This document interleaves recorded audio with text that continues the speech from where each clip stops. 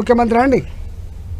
అంటే ఈటెల రాజేందర్ గారు గతంలో కొంత రేవంత్ రెడ్డి విషయంలో కేసీఆర్ను టార్గెట్ చేస్తూ ఉన్న ఈటెల రాజేందర్, రేవంత్ రెడ్డి విషయంలో కొంత కొండ విశ్వేశ్వరరెడ్డి, ఈటెల రాజేందర్ రేవంత్ రెడ్డి విషయంలో కొంత సాఫ్ట్గా ఉండేవాళ్ళని ఒక ప్రచారం ఉంది.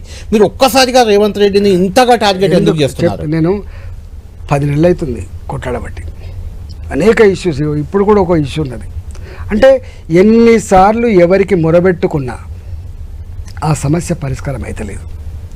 Hydraa controlled by CM, urban development control by CM.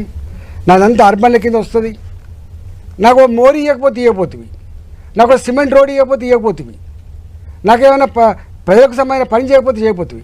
కానీ కట్టుకున్న ఇళ్లను ఎట్లా కూలగొడతామండి కళ్ళ ముందు. ఇప్పటికి కూడా ఇప్పుడు చూస్తున్నారు, అనేక దిక్కులో కూలగొడుతున్నారు, ఇప్పటికి కూడా కూలగొడుతున్నారు. మళ్ళీ నా బాలాజీ నగర్లో, నా అరుంధతి నగర్లో, నా జొన్నల బండలో కట్టుకున్నటువంటి మా ఒడ్డుల గుడిసెలకు అసలు ఎన్నో 40 ఏళ్ల క్రితం 50 ఏళ్ల క్రితం రేవంత్ రెడ్డిని టార్గెట్ చేయడానికి అది ఒకటే నాకు ఇవాళ నిజంగా చెప్తున్నా. ముఖ్యమంత్రి నిజంగానే అయితే ఆయనకు మరి ఇంటెలిజెన్స్ రిపోర్ట్ అందితే ప్రజల మీద ఏమాత్రం కనికరం ఉన్నా కూడా ఒక్కసారి 2 సార్లు 3 సార్లు జరిగిన తర్వాత రివ్యూ చేసుకోవాలి. కానీ కంటిన్యూగా ఇదే పని చేస్తున్నా, నన్ను ఎవడు ఆపలేడు, నేను ఎవడు చెప్పినా ఈయనని చెప్పి స్టేట్మెంట్ ఇచ్చుకునే ముఖ్యమంత్రి అయితే ఈయననే చూస్తున్నాను. అందుకనే ఇష్యూ అది తప్ప నేను అంటున్నది, నేను దేనికోసమైతే ఈ మాటలు మాట్లాడుతున్నానో దానికోసం రివ్యూ చేయి, దాన్ని ఆర్పే ప్రయత్నం చేయి, ప్రజలకు ఒక ధైర్యం చెప్పే ప్రయత్నం చేయి, ఒక భరోసా ఇచ్చే ప్రయత్నం చేయి. అది చేయకుండా మీరు 20 మందిని ఆలస్య కుక్కల లెక్క నా మీద ఎగబెట్టి నన్ను ఎట్లా పడితే అట్నే తిప్పిస్తారు. అదే రాజేందర్ గారు వాళ్ళు చేసిన ఒక ప్రధాన విమర్శ, రేవంత్ రెడ్డిని మీరు ఘాటుగా విమర్శించాక అసలు ఈటెల రాజేందర్ బీసీ అని చెప్పుకుంటాడు, బీసీనే కాదని కూడా వాళ్ళు చాలా మంది మాట్లాడుతున్నారు. నేను సరే, నేను ఎవరు ఇప్పుడు కులం మారుతుందా అండి చెప్పండి?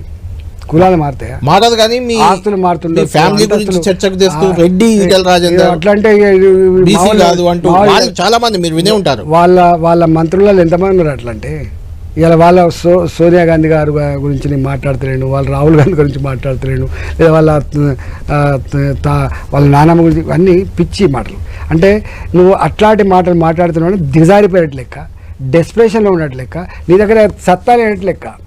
అంటే బీసీ నినాదం బీజేపీకి ఉంది. ఈటెల రాజేందర్ అధ్యక్షుడు అయితే, ఒక బీసీ బలమైన నాయకుడిగా అయితే కాంగ్రెస్ ఏమైనా ఇబ్బందిగా ఫీల్ అవుతుందా? ఇలాంటి వ్యాఖ్యలు విమర్శలు ఎందుకు వస్తున్నాయి? అసలు ఈటెల రాజేందర్ అంటూ 25